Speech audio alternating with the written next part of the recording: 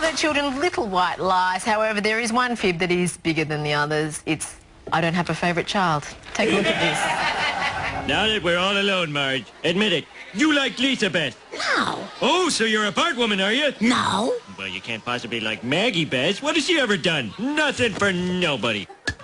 Are you on Marge's side or Homer's side? Do you have a favourite child? Here with more, please welcome parenting expert Michael Grose.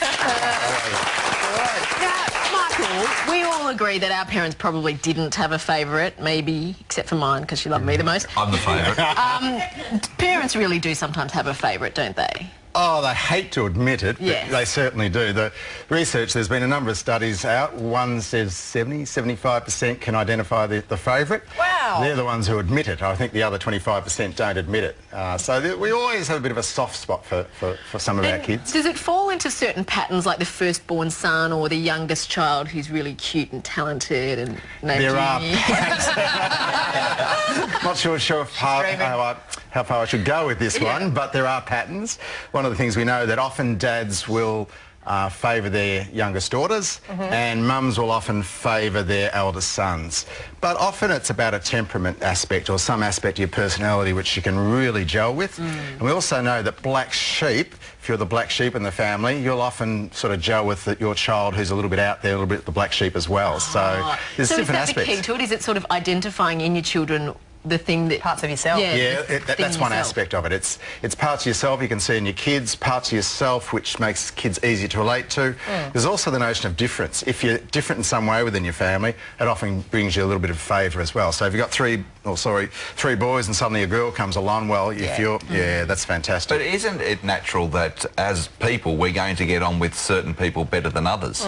You're not going to like everybody, are you? I couldn't agree more. I mean, you know, rules of family life says we've actually got to love our kids, and you know, you might love them equally, but you like them differently, and just that very nature sometimes of it's easier to relate to some kids than others. But should you withhold that information until probably maybe they're in their 20s and they can deal with it? Because I imagine, I know a lot of middle children that did feel very lost growing up because they just didn't feel like they made their mark because the eldest were off going to uni, the youngest is at home and getting babied, and they didn't get a lot of attention.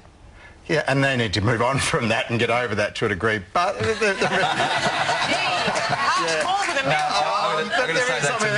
middle and say, what about me? What order are you? I'm the youngest, and of course I was the favourite. But you know, in my family, my sister in the middle was the favourite because by the sort of late 70s when she was born, this idea that the middle child gets lost was out and about, so my mum went onto the middle child to make sure she never missed out. And so she is a sook, and she gets away with everything. Now, Michael, you said that you were the youngest and you thought you were the favourite. I was the youngest, thought I was the favourite. Did a straw poll with our audience and floor crew today. Majority of people think they're the favourite. I think that's pretty true. I think a lot of people, and that's that narcissistic aspect. It is about me. But also, I did something interesting yesterday. It is about... told you. I don't think I'm the favourite. My brother and I reckon my mum's completely equal.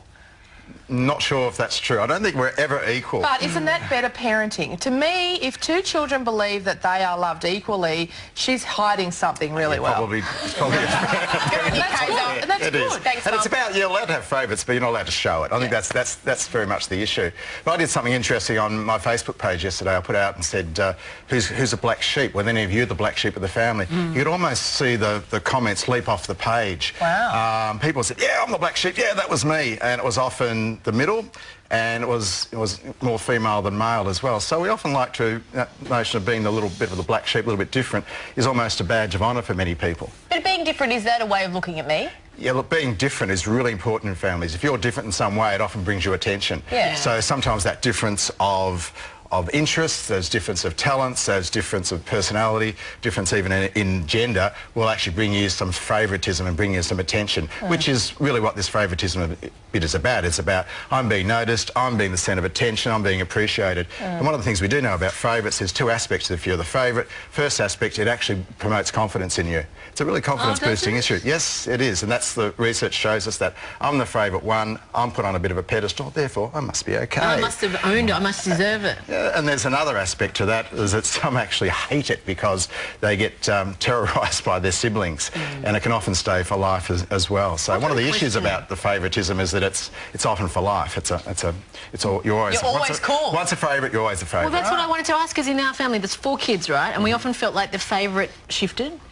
We called it being the star child. Yeah, the golden child. So the ball moved. The ball moved sometimes. Like I remember my brother got a scholarship, and that was a big deal. That was like 3 years of being star child. And then when you got expelled, you weren't the star child anymore. No, but I needed lots of attention. Like, you can move, can't it? You can move, but I think the actual central person of this is the one we really, that Mum really This is the one that they default to. I think it might actually stay. And that's what I think it does. Yeah, and the research actually tells us that as well. It'd be very weird for one child to be both parents' favourite. So there's Dad's favourite and Mum's favourite. I think that we play good cop, bad cop a lot. And that's one of the aspects around that you need the other parent sometimes to be the reality check. Yeah.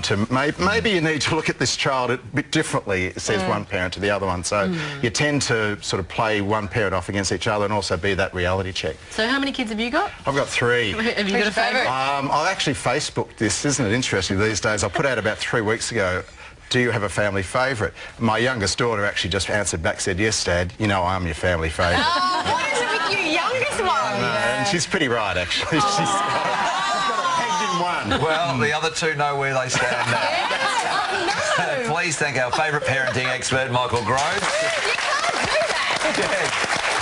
So a real chink in your parenting expert armour there. The latest from the 10 newsroom is next after this quick message from Nikki.